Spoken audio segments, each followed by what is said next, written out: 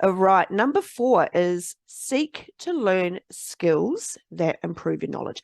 And it doesn't matter what it is. Like it doesn't have to be personal development, self-help in a sense.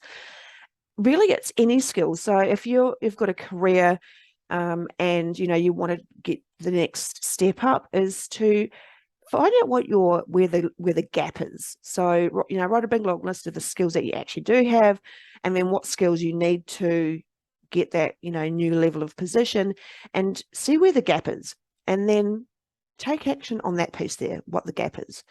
How can you improve your skill to get better? And when we go back to the very first, to the very start around arguing better, communication obviously is a skill set. So look to seek ways in which you can improve your skill set when it comes to communication in your relationship, when it comes to learning about energetics, when it comes to learning, and something I'll touch on a bit further will be, learning how to self-heal from any old traumas that you may be bringing to this relationship.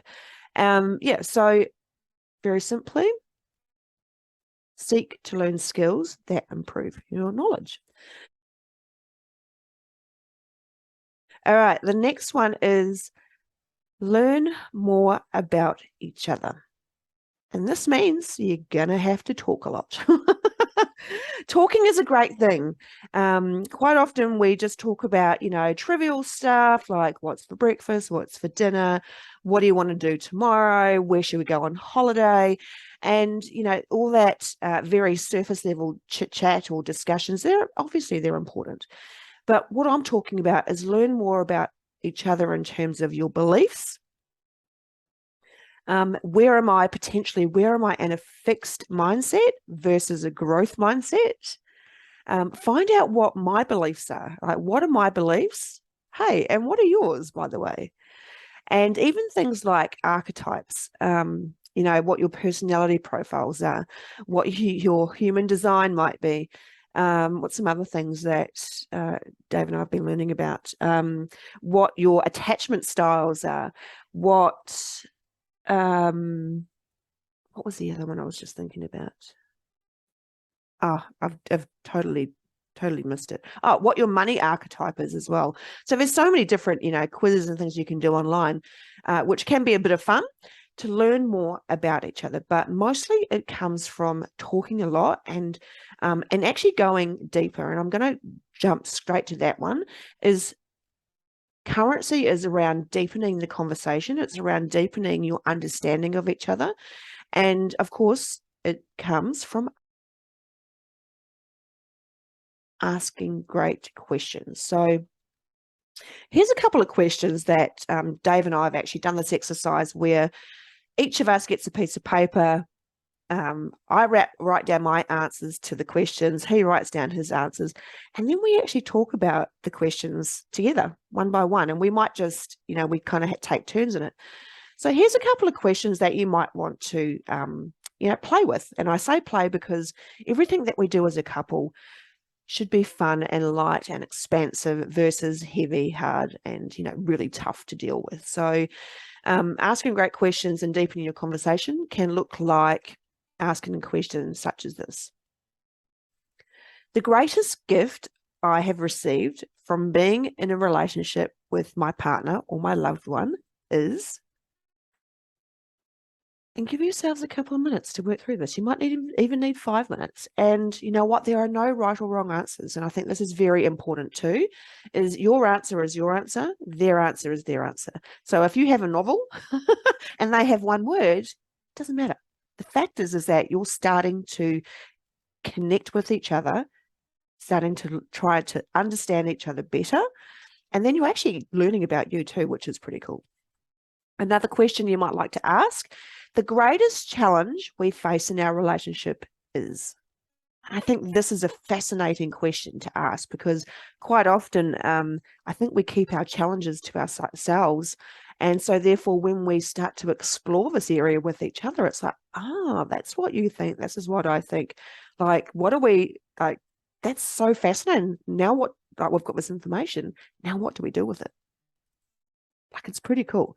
So yeah, so that's So, really asking great questions, and not from the point where you have an agenda. So be very careful that, like whenever you ask a question, it's because it comes from curiosity. It comes because you want to understand better versus I need you to answer this so that I can, so that I can control the conversation, or I can control the situation, or kind of use it for my own benefit. Like, yes, you want to use it for your own benefit, but really it's around the expansiveness and using it for the benefit of both of you when it comes to a partnership. Okay. Of course, laugh a lot, have fun, have some playtime. Away from all the serious like bullshit that we have in our lives. Go and have some fun. And of course, you know what? Just write a big long list of all the fun things you could do. One of the things I teach in workshops is the question, how might I, or how might we? Get a piece of paper, brainstorm all the ideas, come together, share some of those things, work out what the top 5 are, plan when you're going to do them, and go do them. Go and do them. Go and have some goddamn fun.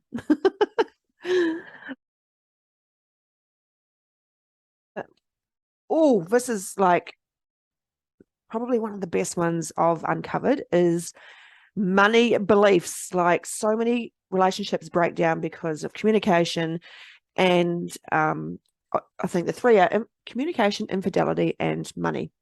And I know that I've had some massive money blocks with in the past.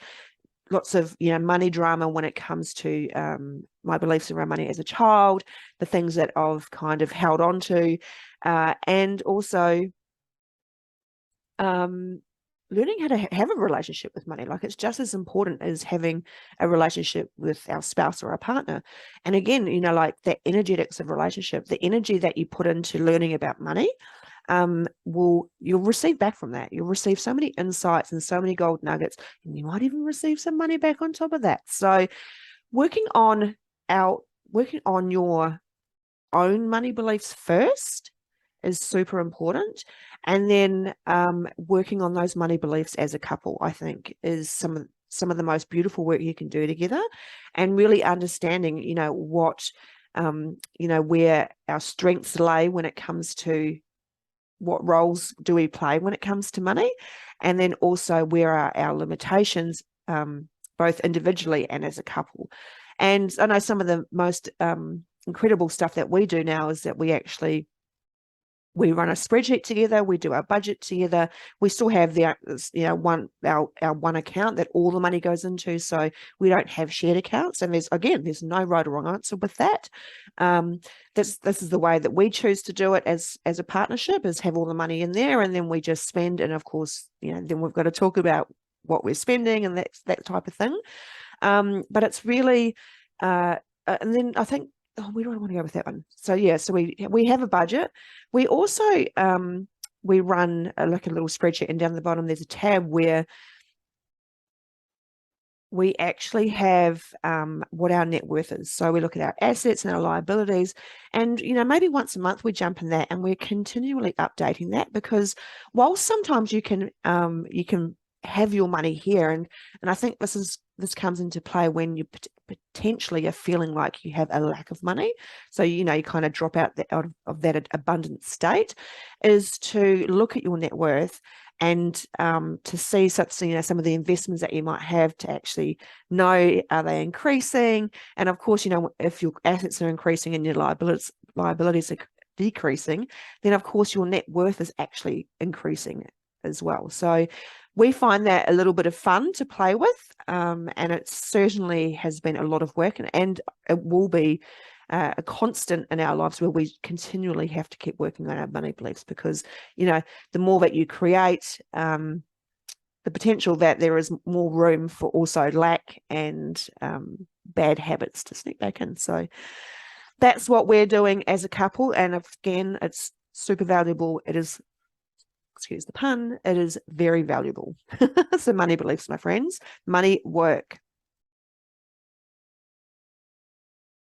When it comes to communication, everyone, most of us think that we need to talk more. We need to asking questions. But the key to really learning more about a person, and it's something we do in coaching, is what you call hold space. Hold space for the other person to talk and really like empty out your mind of what you think they should do, what you think their answer is, what what you believe to be true, and holding space for, like just temporarily emptying out your brain, holding space for what they're really saying.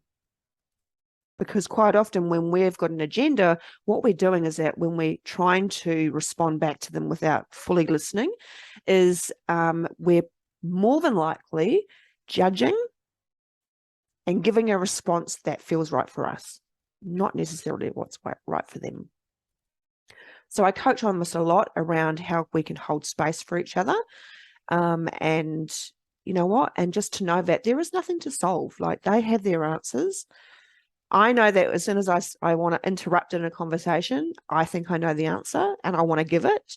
But the reality is, if we keep giving the other person the answers and then they do it, we can, technically, then there's room for them to come back and say, well, you know what? I tried what you said and it didn't work. So all of a sudden, we take responsibility away from them. We take their ownership away from them because we give them our answer. And our answer cannot be their answer. Like, we just don't know what's right for them.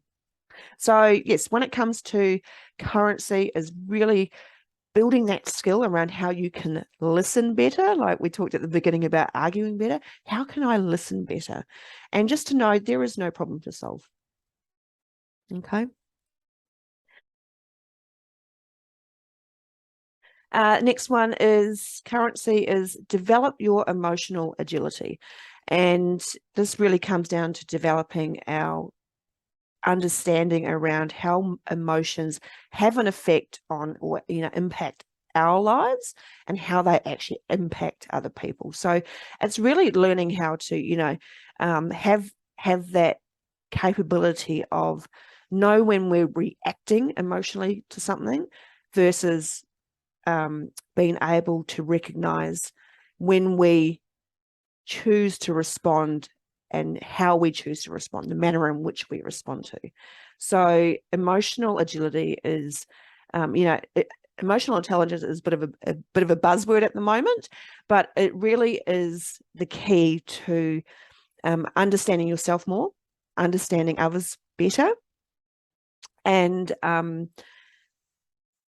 leaning into something that we really haven't been taught. We were never really taught at school as an ad, like, if you're like me, born in the 70s, we really we really weren't taught to know what our emotions were, how to describe them, how to name them, what to do with them, how they actually fuel us to take action, and how really that action ends up as a result or an outcome in our lives. So that is definitely a skill that I think all people continue to develop, and some of us are at the beginning stages of that process. And you know what? It is bloody hard to start with, but like, just one step at a time, one thing at a time.